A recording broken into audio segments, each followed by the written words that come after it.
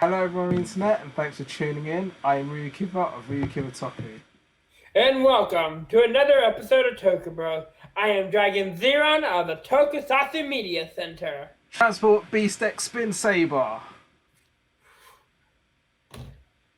So today we're going to be talking about Power Rangers Beast Morphers episodes 5 through 9. Oh, well, actually, are we no. calling it 5 through 9? I think a lot of people would agree with that. Okay, let's explain. Basically, one of the episodes has episode 21 instead of episode 8. It's a sports special.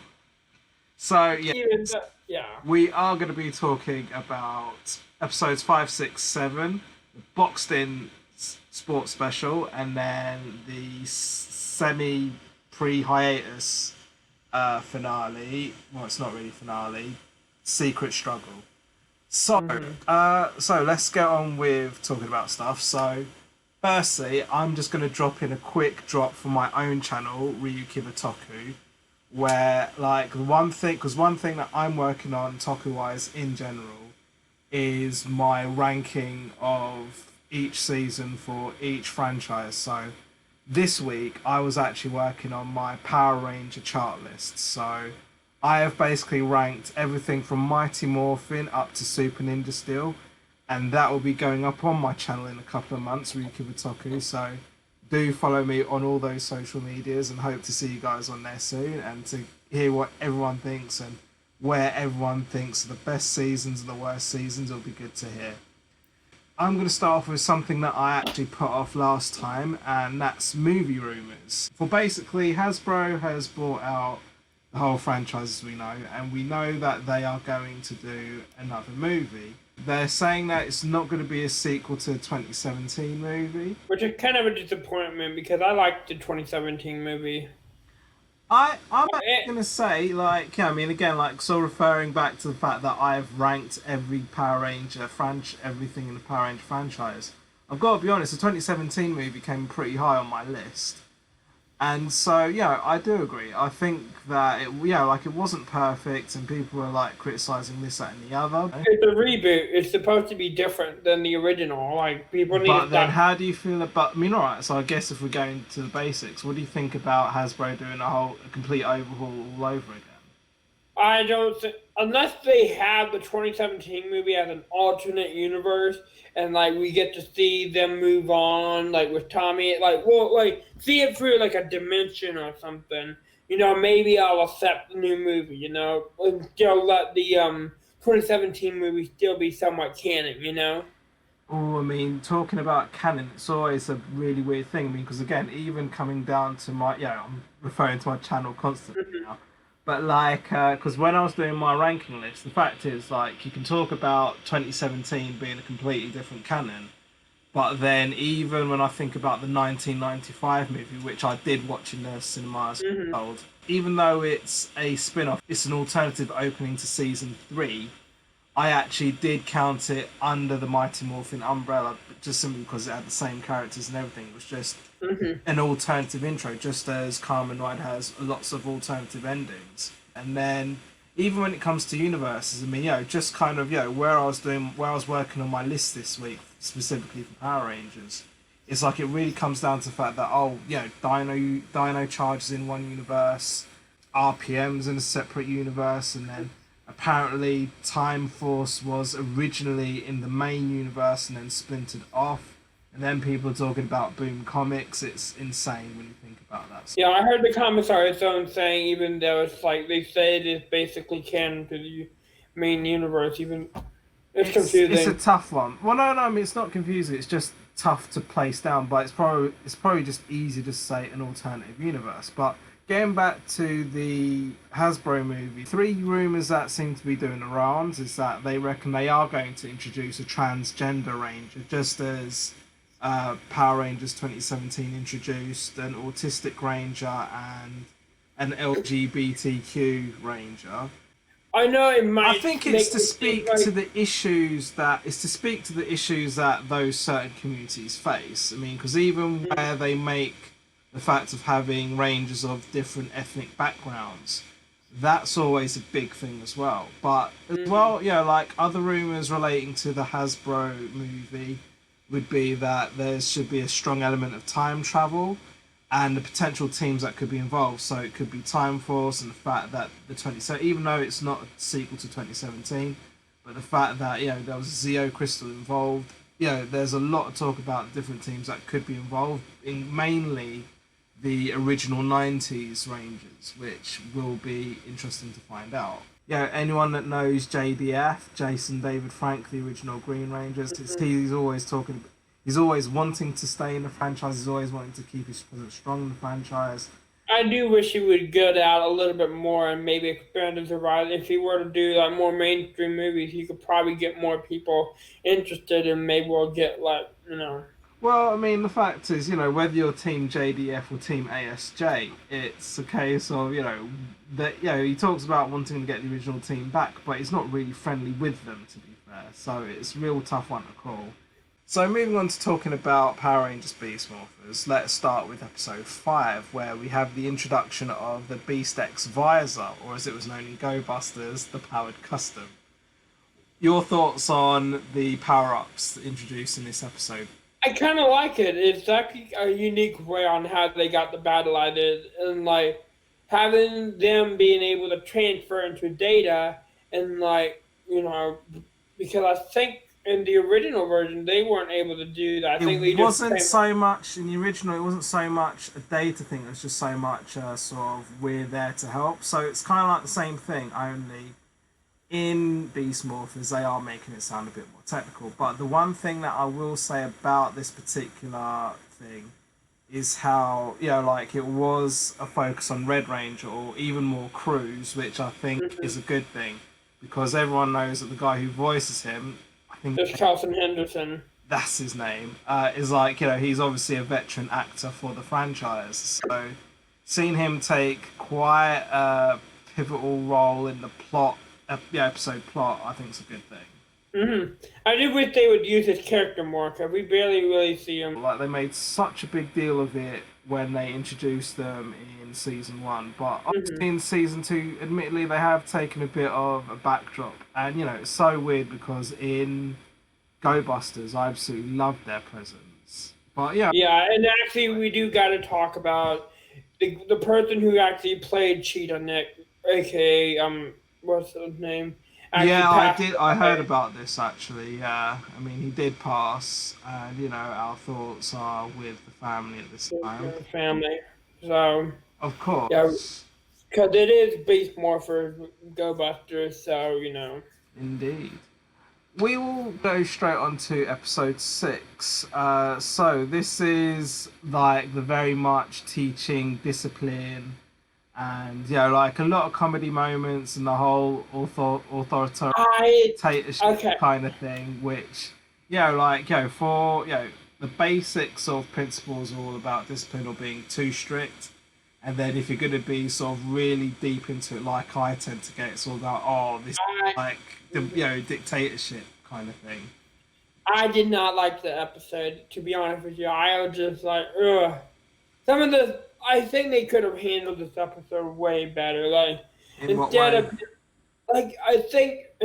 just being if you do this, you gotta get punished. Just be hey, you can't do that, man. Here's what you. Well, no, I mean, I'll disagree with you on that. They made Steel overbearing on purpose, so that at the end he could realize, leniency is a good thing. But also having rules and discipline is also the foundation of society, and again, that's looking really deep into the lesson. And I don't think that's a bad lesson to teach kids. And in this episode as well, we got to see the prototype of the Beast X bow. I mean, I do actually remember I vaguely remember the Go Buster episode that this whole episode was based on. Trying to establish everything that's going on around. I do remember seeing a lot of good fight scenes, especially when they're fighting in the park. It kind of really brought back those Mighty Morphin vibes for me personally. I've been seeing them play around in the parking lot of the building. And they have been in the park a lot this sort of first half of season 2. Right, so moving on to episode 7. This is where we are reintroduced to, I believe her name was Megan, a character that appeared in one episode in season 1 as As kind of like she applied for a job and then tried to turn everyone against each other or something. I did like her arc though with Zoe and whatnot. Cause I don't think I've ever seen a Power Rangers episode deal with blackmail. Like I That don't think I've ever seen that. I've seen it in teenage tattooed Tattoo teenagers Teenage from Aliens Beverly of Hills. Beverly Hills. To be fair, I only watched like one or two episodes of that. But coming back to Power Rangers, I would probably say that I'd say blackmail and do the right thing and be nice to one another is always a good staple of the franchise anyway. Mhm. But I think the fact that they reintroduced her and the hostility they showed, there was still like like I did feel Negative feeling. about it. But it's like, but then all the unnecessary comedy with like Betty and Ben and their commander father, like that like, oh, that wasn't supposed to be up on the screen. It's like, how much of this Nickelodeon style comedy are they going to keep in? I'm kind of tired of them, to be honest with you. They're starting to get on my nerves a I little don't know. I bit. mean, they are very Vic and Monty, to be fair. But what are you going to do? Yeah, like at first, when I first saw them, they were pretty funny, but now it's starting to be like like you Don't get said. me wrong. I still think Betty's quite hot. But what are you going to do? Yeah, she is kind of hot. I totally. The way that they introduced that lion mecha, I mean, because however poor or whatever criticism you can have of the story, it's still it's still what Power Rangers is supposed to be. It's like good action. So all the mecha scenes, even though it is taken from Go Busters, I still think they're really good, right? Mhm. Like a lot of the scenes were probably great. Hell, I've been rewatching Soldier, and it just reminds me all the fight scenes are very similar, and that's probably why they're adopting Soldier because the fight scene of Go Buster is filmed in the same way Soldier was, and that's what I love about Tokusatsu in general, like the filming, like, and that's like it just something about it makes it seem extremely real, while at the same time fake. You get my drift? Totally. Because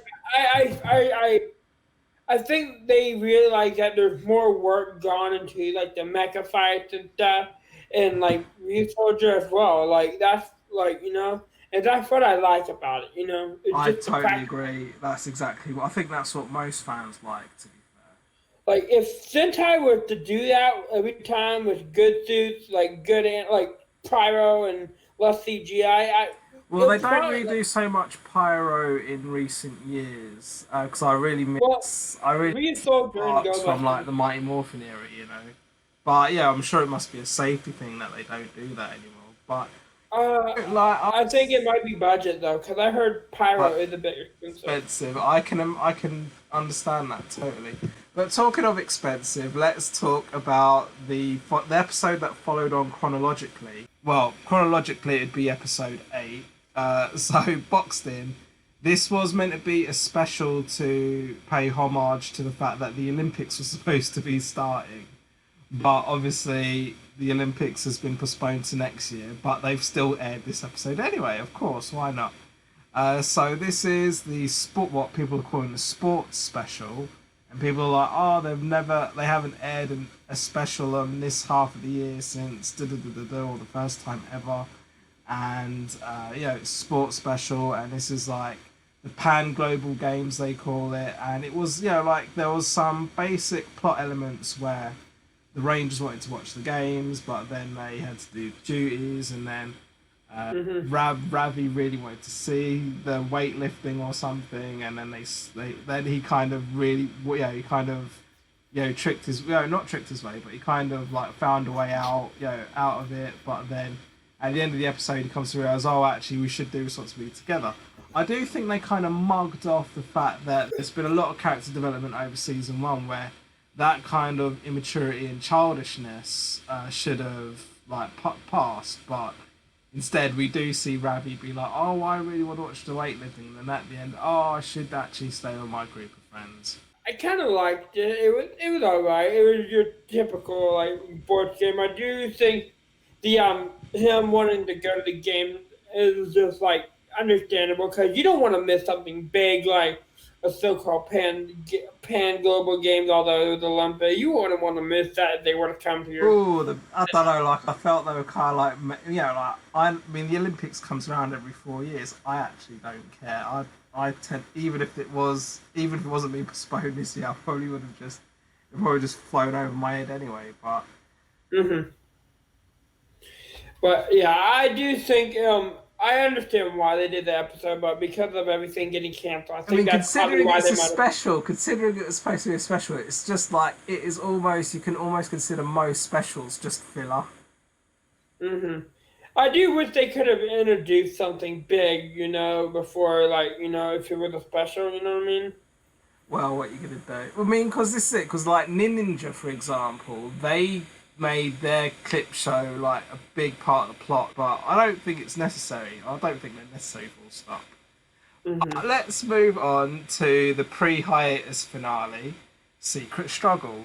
So we were introduced to the Spin Saber in this episode, which I will be honest, I'm pretty sure this must be a Power Ranger exclusive because I don't. Yep, it is. I don't remember. I was thinking, I don't remember this.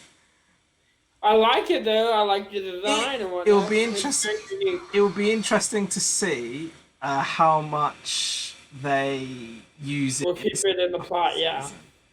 But because when it comes to this episode as well, I thought it was really bad script acting. Like I didn't like a lot of the script. I didn't like the way they're acting, and Ben and Betty were being irritating as per usual. But then this whole thing about Zoe and just randomly decides to transform out in the open when he normally does it behind closed doors. It's like, what are you doing?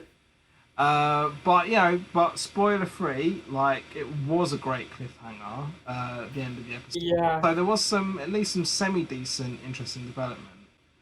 But I will give props to Zoe though. We do really get to see her fighting her real tiny ass off on this episode. And like the whole, and again the whole sort of love thing and no dating. I kind of like it, to be honest with you, because when was the last time? Well, I don't think we ever had like a nerd love story, like where the nerd falls in love. I don't know. I don't know if Zoe's a nerd, but anyway, no, actually, even in Mighty Morphin, Billy always had love interests, so they like doing that kind of thing. But I'll still say that the fact that they've really pushed it out there with this one. Bearing in mind that Ninja still had the White and Yellow Rangers, and like a real sort of full-on couple. They're with Zoe and Nate on this one. They're kind of really. I'm not entirely sure what's going on, and it's like. And then I had to be like, oh, but was the whole thing with Ravi and Roxy that well known? Like, I couldn't even... Oh, I saw... Okay, they mentioned a line where Ravi's mom said, it was like, that's why you and Roxy can't be together, because she's a part of the... And I'm like, bruh, like, why? They're a good couple. You guys put them off as the greatest thing. I think they should have kept the Roxy and Ravi thing going on. Because I do think that was a good storyline, and then changing the rules now, because I like Roxy in her human form, but now it's just... Thing is, the one thing that is very noticeable is that, we have the beginning of the season with Blaze and Roxy back in their regular, real-life human form, and then they get these clones, these purple and yellow clones, and then all of a sudden they disappear. It just becomes a bit of a grey area, like what happened to the real versions of them. Let's review the whole first half, and I will still say that they introduced this human Blaze and Roxy, but then they had these clones, and humans have just inexplicably disappeared. I do wish they could have... Go on. I do wish they could have explained. Maybe they went on a secret mission where they had to but this is the thing. We had no explanation at all. And then, just to quickly round off, I'll say that, 3 points I'd like to make is that, compared to Go Busters, in Go Busters we had the whole alternative dimension that the Ultra Megazord, that the Ultra Mech will puncture through, and then you'd see it getting actively weaker as it was in that dimension. In Beast Morphers, it's very vaguely covered as just some random thing that one of the random monsters did. And then it comes to the Monster of the Week, especially in our Secret Struggle. where that was like a dual monster. A lot of the monsters of the week are just very random. Like they just pick up a random object and then jab the Beast X juice into it. Well, that's how Go Busters was. It was just random objects that Enter got a hold of, and just... I think, but at least it kind of felt a little bit more calculated. I guess. Enter also had his 12 or 13 Messiah cards that he had near the end of the show. That as well. Exactly. And so that could have been a good idea. Add a little bit more sort of intelligence behind it, I guess. I think that would be a good idea. Maybe if Evox used those cards, if he gets defeated in these episodes, I think that maybe we'll actually see Robo Roxy and Blaze try to bring him back with the cards. That would be a pretty good idea to take from. Right. So let's round off this episode of Ranger Talk and talk about what's to be expected of the second half. So, okay, so again, I think your monster card idea would be a good thing. Again, that just shows your knowledge of Go Busters, because I just about remember that from back in 2012. Go Busters was one of my favorite shows. Yeah, it's one of my favourites as well. But I'm going to be working on my Sentai list later this week. But talking about the second half, what we know about the second half of Beast Morphers is we are expecting a massive return from Austin St. John. David Yost has gone in and said that he's not been asked to return, nor has any of the other Mighty Morphin cast. So, as far as we know from David Yost, only Austin St. John's been asked to return from Mighty Morphin. But then in his comments, he's also kind of implied that Austin St. John will be in it for more than one episode, which will be very interesting to find out. I've been also hearing rumors that David Yost might be he says he wants to be a mentor or something. He says he wants to come back to the franchise. A lot of people have said, he would make a really good mentor. I think he could. If they can maybe, when they did Ryu Soldier, you never know, they might have him be there's so many possibilities. I mean, I personally thought, because when I saw this doing the rounds as well, I was like, well, if anything, they could bring back Billy, or they could just have Billy as like David Yost as just some other random guy. But it would be interesting, if they did make him sort of because if you watch Ryu Soldier, if he became a Seto style character, it'd be really good to see. Maybe have him play two different characters. Maybe Billy, and then maybe something happened. Where who knows? You never know. Man, that's the thing about Ryu Soldier. It's hype for any possibilities, especially knowing Power Rangers. So I do hope that something happens. They'll get somebody from Mighty Morphin or something, or maybe even Dino Thunder. Maybe we could get some fucking Dino Thunder representation. Well, I guess everyone needs to watch this space. So thank you all for watching another episode. You can catch my boy Dragon Zeron at Tokusatsu Media Center. He's on YouTube, Instagram, and Twitter at Dragon Zeron. He also has his own Patreon page. And then you've got us, the Toku Bros. You've got this YouTube channel, as well as Instagram and Facebook, as well as our Twitter at Toku Bros 71. And finally, myself at RyuKiva Toku, where I'm on Facebook, Twitter, Instagram, and YouTube. That's a lot there, as well as my own Patreon. And my WordPress blog is ryukivatoku.wordpress.com. So thank you all for watching, and see you again next time.